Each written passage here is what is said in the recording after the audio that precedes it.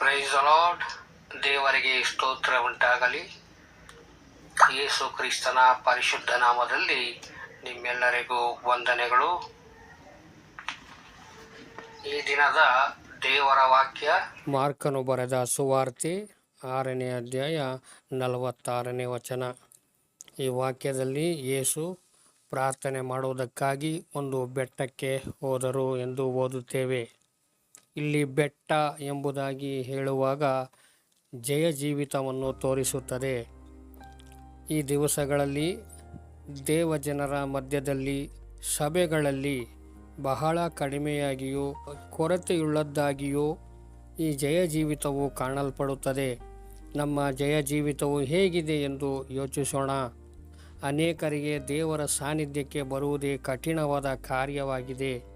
ಅದಕ್ಕೆ ಮಾತ್ರ ಸಮಯವಿಲ್ಲ, ಅಂದರೆ ದೇವರ ಸನ್ನಿಧಿಗೆ ಬರುವುದಕ್ಕೆ ಸಮಯವಿಲ್ಲ. ಬೇರೆ ಕಾರ್ಯಗಳನ್ನು ಮಾಡಲು ನಮಗೆ ಹೇರಳವಾದ ಸಮಯವಿರುತ್ತದೆ, ಆದರೆ ಪ್ರಾರ್ಥಿಸಲು ಸಮಯವಿರುವುದಿಲ್ಲ. ಅದಕ್ಕೆ ಅನೇಕ ನೆಪಗಳನ್ನು ನಾವು ಹೇಳುತ್ತೇವೆ. ನಮ್ಮನ್ನು ನಾವೇ ಸಮಾಧಾನಪಡಿಸಿಕೊಳ್ಳುತ್ತೇವೆ. ನಾವು ಪ್ರಾರ್ಥಿಸಬೇಕಾದರೆ ಮೊದಲನೆಯದಾಗಿ ನಮ್ಮಲ್ಲಿ ಒಂದು ಶುದ್ಧೀಕರಣವಿರಬೇಕು. ಯೆಶಾಯನು ಬರೆದ ಪ್ರವಾದನೆಯ ಗ್ರಂಥ 1ನೇ ಅಧ್ಯಾಯ 15ನೇ ವಚನದಲ್ಲಿ, ನೀವು ಬಹು ಪ್ರಾರ್ಥನೆಗಳನ್ನು ಮಾಡಿದರೂ ನಾನು ಕೇಳೆನು ಎಂದು ಯೆಹೋವನು ಹೇಳುತ್ತಾರೆ.